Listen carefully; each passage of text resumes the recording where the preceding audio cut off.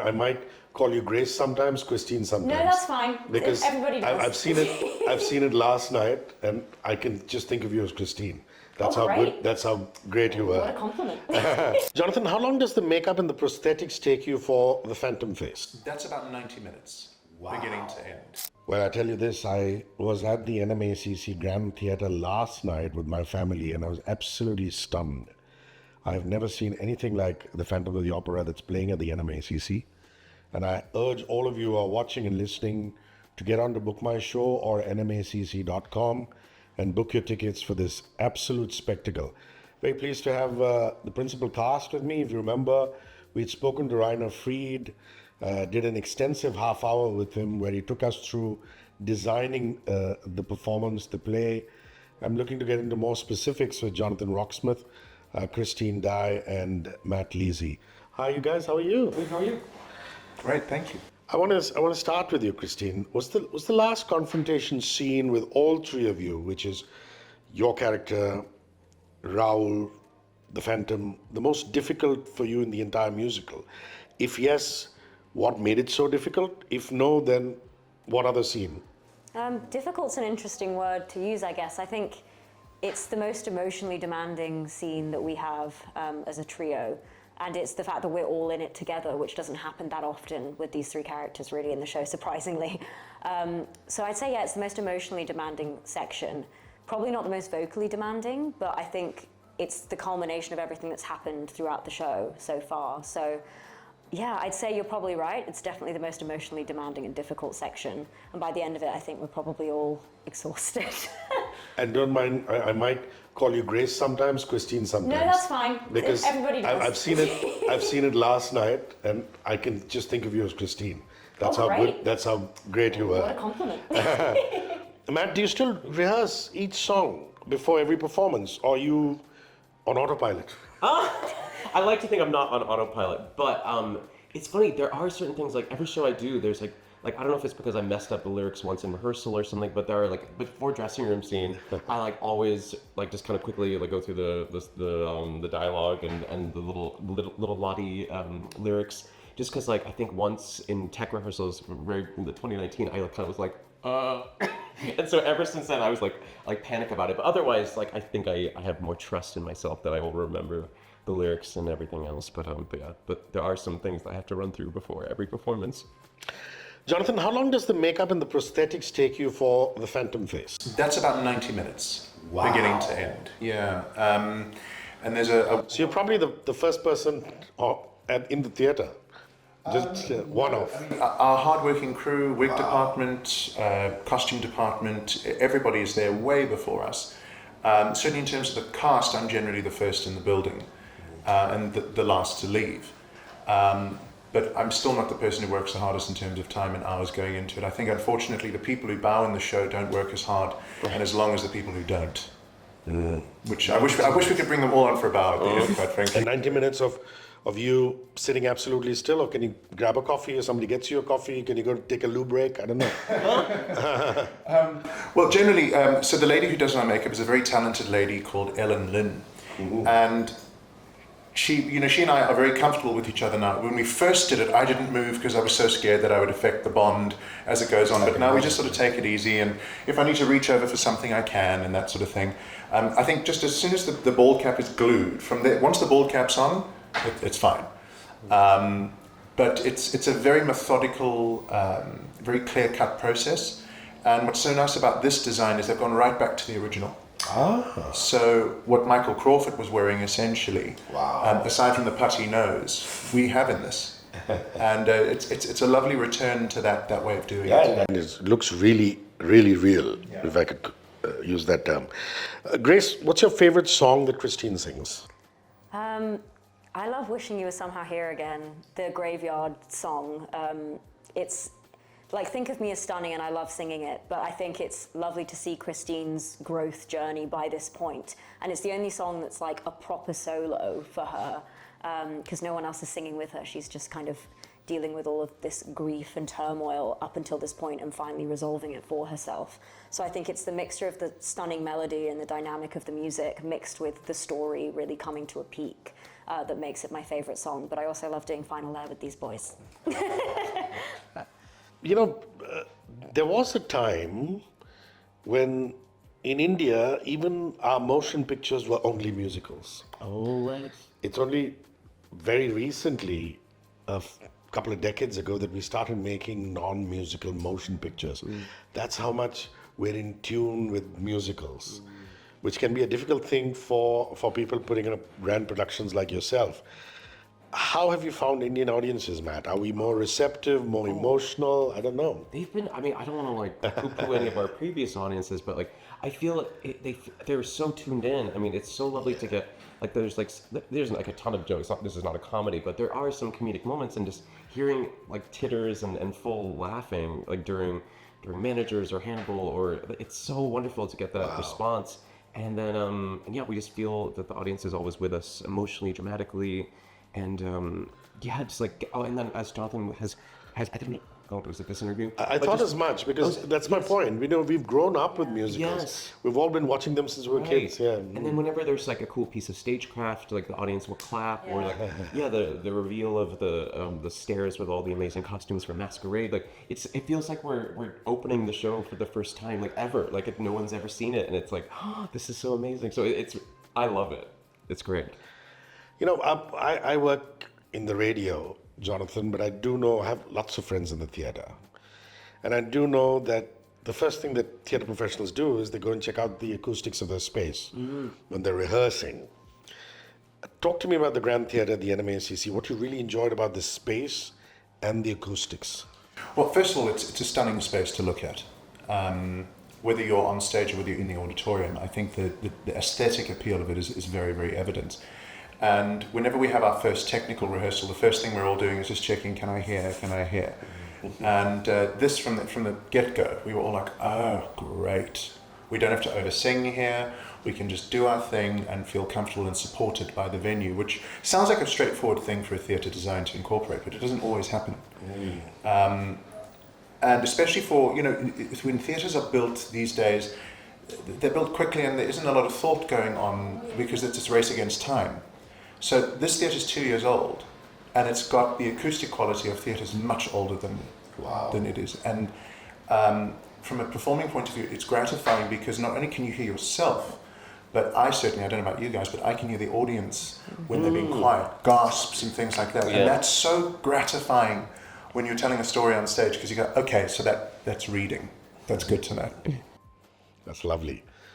So, Grace, I had the most wonderful conversation with Rainer Fried, and he's truly a devotee of Andrew Lloyd Webber, and he's so knowledgeable about everything that Webber's done. I want you to talk about him and what an experience has been working with him about Rainer. I don't think I have enough superlatives to talk about how much I rate Rainer Fried. But I think, first and foremost, he's just a fountain of knowledge, but also he's a very considerate and patient director, in the sense that, I've been lucky not to have worked with many, kind of directors where they just try to get the result as quickly as possible and they're quite harsh with you. He's definitely not that. He will let you find your own way with the story. I remember at the beginning of the rehearsal process, he gave me a 2-hour Christine chat where he basically just talked through each scene and how the character finds her way. And he was like, I encourage you to find, your own Christine, but this is kind of the gist. And then throughout the whole process, I was obviously a new Christine working with 2 actors who had done the show several times before. And I was kind of never made to feel like I was behind. I was always supported. And I just think, being able to speak to someone with such a wealth of knowledge about the show, along with our supervisors, Kristen Bodgett, David Caddick, and Denny, I think it's just, I can't think of a better team. So I think Rainer was, one of the people that gave me a shot. They took a chance on basically a newbie, and I think they changed my career and they changed my life. So I can't thank Rainer enough for supporting me through that transition from kind of, I don't want to say a nobody, but a newer actress to something of this scale, to a principal that was leading the show with 2 really experienced actors. So yeah, forever grateful to Rainer, and I'm looking forward to. What a lovely answer, and I purposely chose to ask you that question about Rainer because I knew you would have a lot to say. I was hoping you would. That's wonderful. Matt, Weber is so diverse, so amazing. You know, you can't even say it's one genre. There will be a rock musical, and then there will be something which is classical. Is this your favorite Andrew Lloyd Webber musical? If yes, then why? If not, then your second favorite, what would it be? Well, it's funny. I think it has kind of become my favorite. It wasn't as an audience member. Like Cats used to be my Oh, favorite. yeah. But I don't know, after last night, maybe I'm rethinking.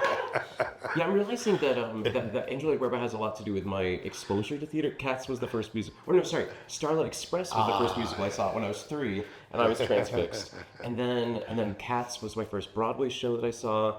And then Sunset Boulevard was the hook for me into theater.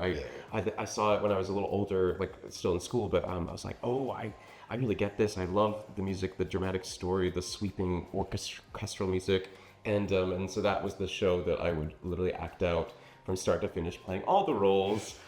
Norma Desmond being my favorite. And but yeah, so but then now working on Phantom, it's become one of my favorites as well, because I just realized how beautifully crafted it is, and how smartly, it's just incredible what Hal did to Andrew Lloyd Webber's masterpiece. You know, Jonathan, the theater is a lot like the popular music world. Let me explain. Like British musicians, like the Beatles and the Rolling Stones, will talk about how difficult it is to make it in America. Like they will become number one in the UK, and then it'll take them 8 years or 10 years to get a crossover hit. The Phantom of the Opera has now become the longest running musical on Broadway. It's been running in the West End since the 80s.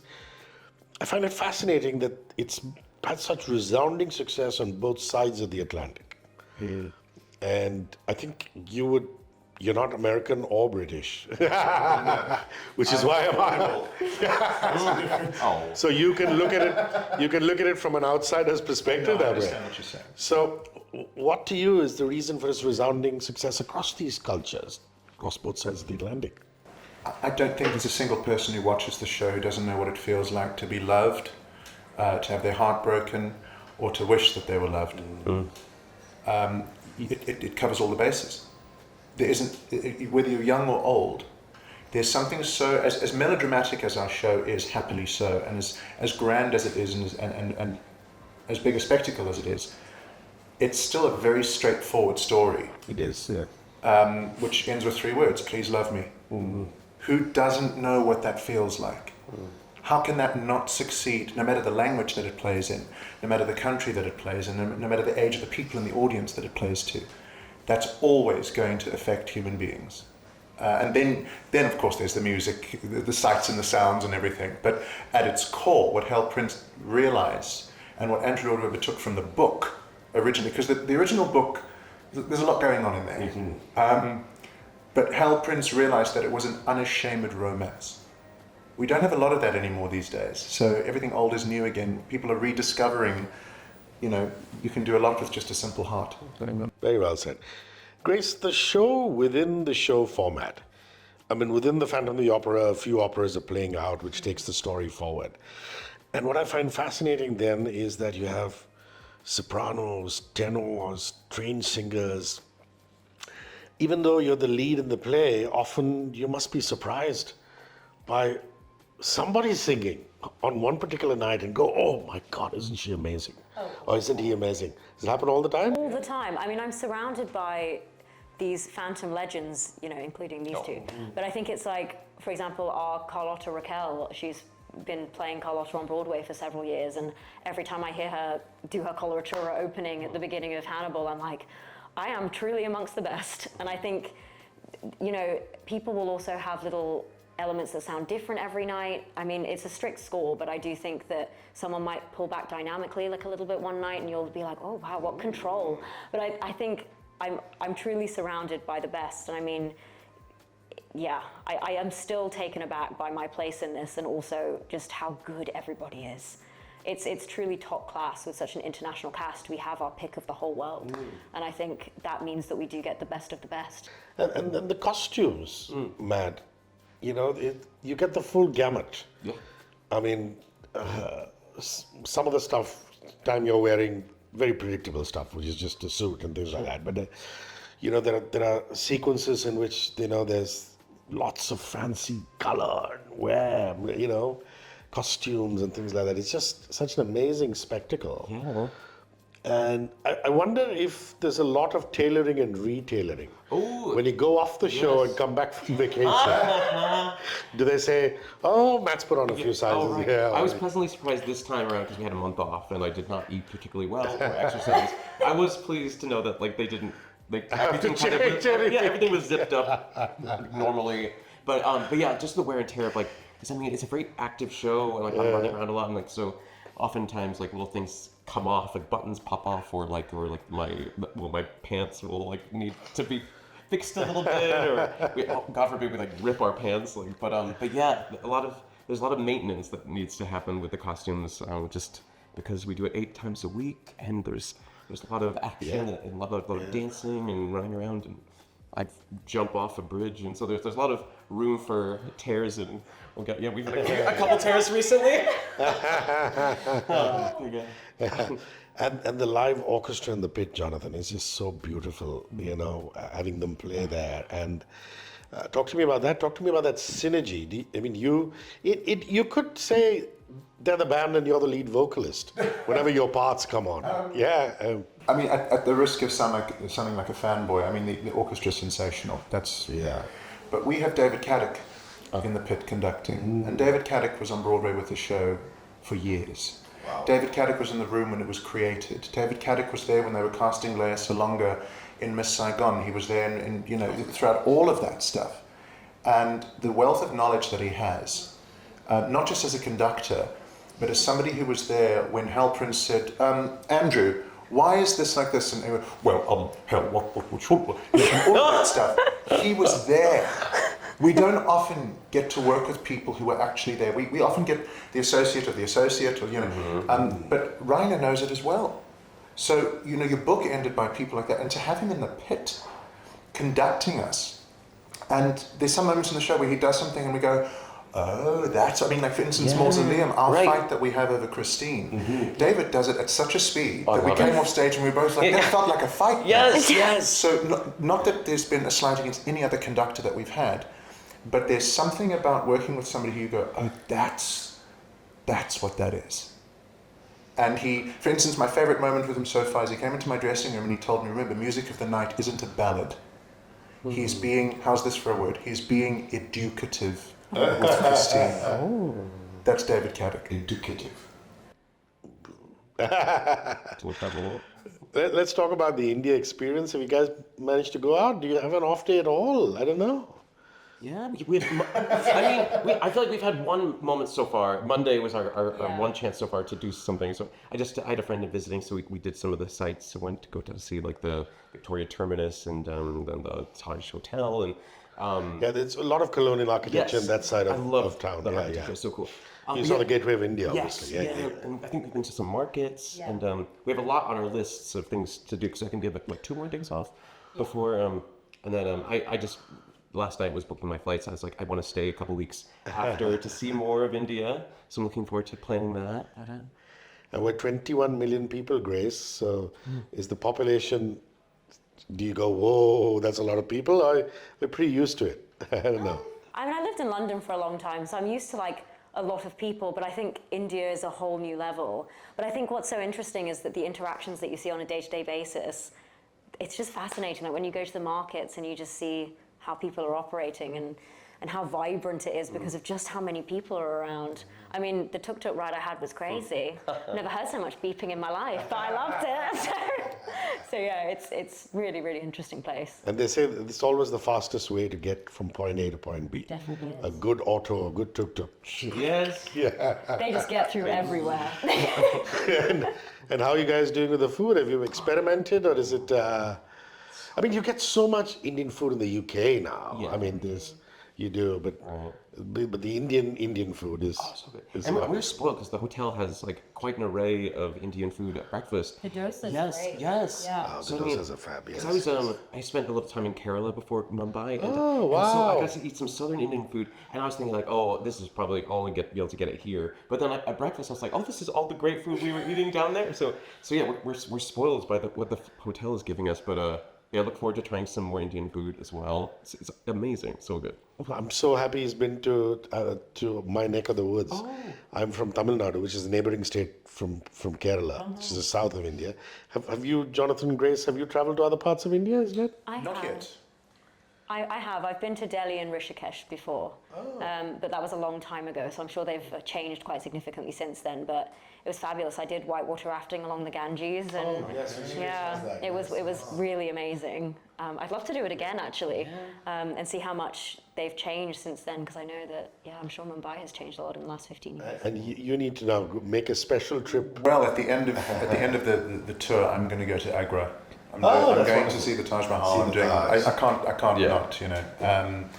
But it's fascinating. I mean, as you say, Indian food. I had a butter chicken on Monday, and I went, oh, so that's butter chicken. Now I understand. Right. Now you understand. Now I understand when friends of mine at home who are Indian as well, they sometimes complain about the stuff in the restaurants. I'm like, oh, come on, it can't be. It really is. It makes such a difference. Now I get it. Lovely. Guys, Jonathan, Grace, and Matt are absolutely terrific. So is the rest of the cast. In Phantom of the Opera, it plays at the Grand Theatre, NMACC, right here in Mumbai City. Tickets are live now at Book My Show. They're going off very fast, and nmacc.com. Please come and give this show a lot of love. Thank you very much. Thank you. It was wonderful. Thank you. So much. 94.3 Radio 1.